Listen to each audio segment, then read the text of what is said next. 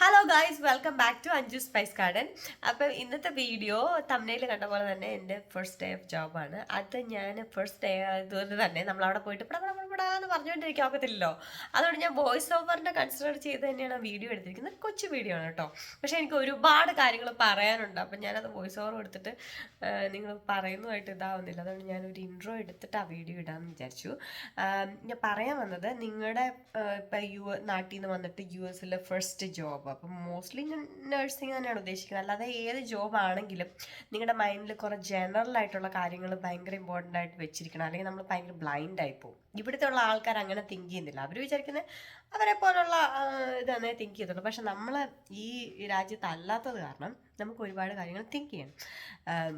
അല്ലെങ്കിൽ നമ്മൾ അവരുടെ മുന്നിൽ ഒരു കോമാളിയായി പോകും. അവർ പറയത്തൊന്നുമില്ല, പക്ഷേ എന്നാലും നമ്മൾ ഇതാവണോ, നമ്മൾ പ്രിപ്പയർഡ് ആയിരിക്കണമല്ലോ. പക്ഷേ എൻ്റെ ഈ ഒരു സർജറി സെൻറ്ററിൻ്റെ ഇത് കാണുമ്പോൾ നിങ്ങൾ വിചാരിക്കരുത് ഇത് ഇത്ര സിമ്പിളാണോ ഇങ്ങനെയാണെന്ന്.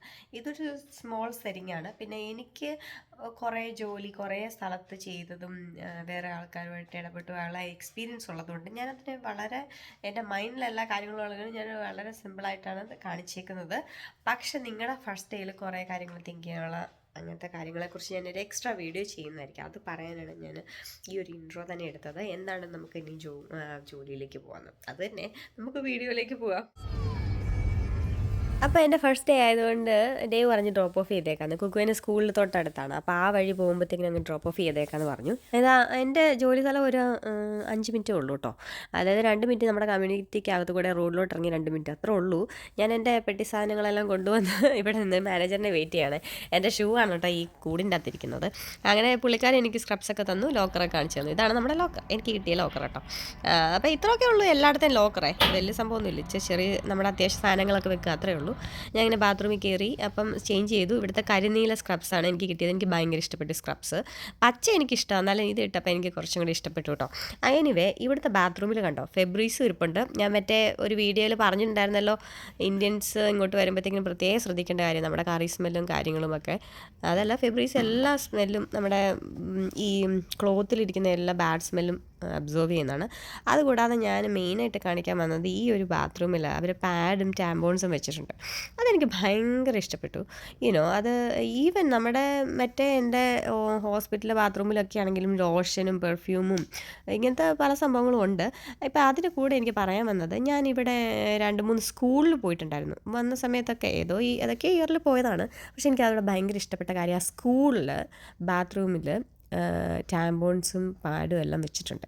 അന്നേരം അതൊരു ഭയങ്കര നല്ല കാര്യമാണ്. നമ്മുടെ നാട്ടിലെ സ്കൂളുകളിലും അങ്ങനെ ചെയ്യുമായിരുന്നെങ്കിൽ പിള്ളേർക്ക് അതൊരു ഭയങ്കര ഹെൽപ്ഫുള്ളായിട്ടുള്ളൊരു കാര്യമായിരുന്നു. കാരണം ആ ഒരു ഇതിൽ വളർന്നു വരുന്ന സമയം ഒരു ഭയങ്കര ഷൈയും കാര്യങ്ങളൊക്കെ ഉള്ള ടൈമാണല്ലോ. അപ്പോൾ അവർ അത്രയും അത് ഹെൽപ്പ് ചെയ്യാൻ ബാത്റൂമിൽ അങ്ങനെ വെക്കുമായിരുന്നെങ്കിൽ എന്നെനിക്ക് ഭയങ്കരമായിട്ട് തോന്നിപ്പോയി. എനിവേ നമ്മുടെ മാറ്ററിലേക്ക് വരാം. ഞാൻ നീല ക്യാപ്പൊക്കെ എടുത്ത് വെച്ചു. എനിക്ക് ക്യാപ്പിനോട് ഭയങ്കര ഇതാണെന്ന് നിങ്ങൾക്കറിയാമല്ലോ. എനിവേ ഇതെല്ലാം കഴിഞ്ഞ് നേരെ ORലേക്ക് പോയി സർജറി ചെയ്യുക അല്ല ചെയ്യുന്നത്. ഫസ്റ്റ് ഡേ ഒക്കെ ആകുമ്പോൾ ദേണ്ട പോകുന്നു കമ്പ്യൂട്ടറിൻ്റെ മുന്നിലേക്ക് തപസ്സിരിക്കാനാണ് ഞാൻ പോയത്. പക്ഷെ അതിന് മുന്നേ ഞാൻ കുറേ സംഭവങ്ങൾ കൊണ്ടുവന്നിട്ടുണ്ടായിരുന്നു. അതായത് കുറേ പേപ്പേഴ്സൊക്കെ, എൻ്റെ സർട്ടിഫിക്കറ്റ്സൊക്കെ. അതൊന്നും എന്നോട് മാനേജറൊന്നും കൊണ്ടുവരാൻ പറഞ്ഞതല്ല. അവരൊന്നും കൊണ്ടുവരാനൊന്നും ഫസ്റ്റ് ഡേ ചിലപ്പോൾ പറയത്തില്ല. പക്ഷേ എനിക്ക് ഓൾറെഡി ഇതൊക്കെ അറിയാവുന്ന കാര്യമായതുകൊണ്ട് ഞാൻ എൻ്റെ ACLS BLS എൻ്റെ നഴ്സിങ്ങിൻ്റെ നമ്മുടെ ലൈസൻസിൻ്റെ സർട്ടിഫിക്കറ്റും അങ്ങനത്തെ കുറേ കാര്യങ്ങളൊക്കെ ഞാൻ കൊണ്ടുവന്നിട്ടുണ്ടായിരുന്നു. അതെല്ലാം കൊടുത്ത് അങ്ങ് ആദ്യം തന്നെ പരിപാടി കഴിഞ്ഞാൽ പിന്നെ അവർ നമ്മളോട് ചോദിച്ചുകൊണ്ടിരിക്കത്തില്ലല്ലോ. ഇനി അതെല്ലാം ഡീറ്റെയിൽ ആയിട്ട് ഞാൻ അടുത്ത വീഡിയോയിൽ പറയാം.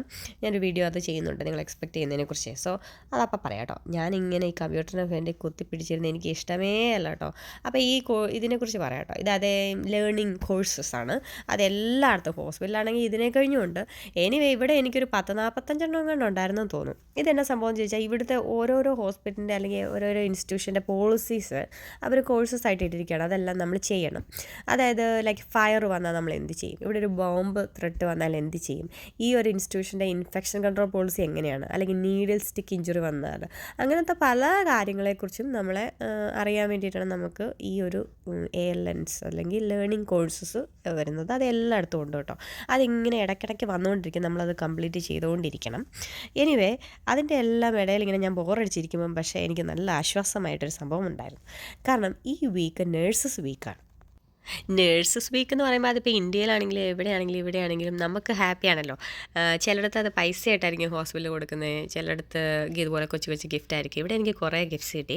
അതുപോലെ വീലൊക്കെ സ്പിൻ ചെയ്തിട്ട് നമ്മളങ്ങനെ കുറേ ഗിഫ്റ്റ്സൊക്കെ കിട്ടി കേട്ടോ. ചെറിയ ചെറിയ ഗിഫ്റ്റ്സ്, പെന്നും ലഞ്ച് ബോക്സും ഒക്കെയാണ്. എന്നാലും പിന്നെ ഇതാണ്ട് ഇതൊരു കുക്കിയാണ് കേട്ടോ. ഇത് ഞാൻ സ്പെഷ്യലി ഒന്ന് എടുത്ത് കാണിച്ചതേ ഉള്ളൂ. കണ്ടാൽ ഇത് കഴിക്കുന്ന സാധനമാണെന്ന് പറയത്തില്ലല്ലോ.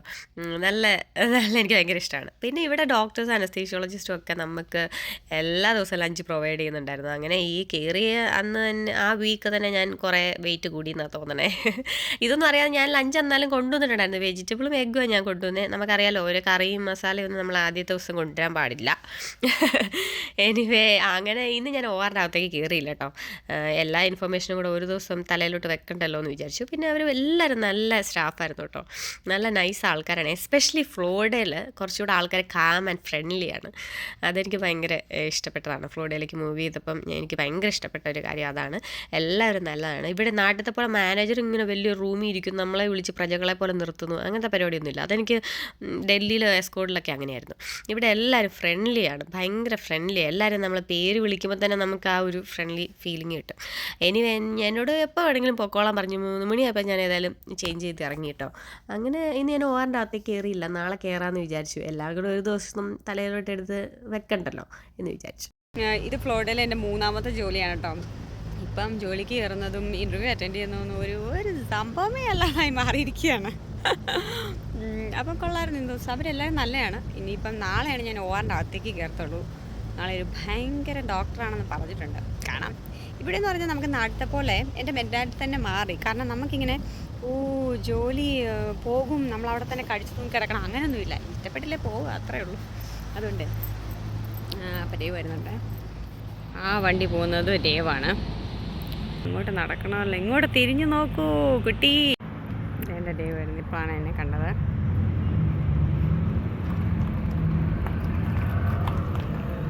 എന്നാൽ ശരി കേട്ടോ, അടുത്ത വീഡിയോയിൽ കാണാമേ. Tata, bye bye.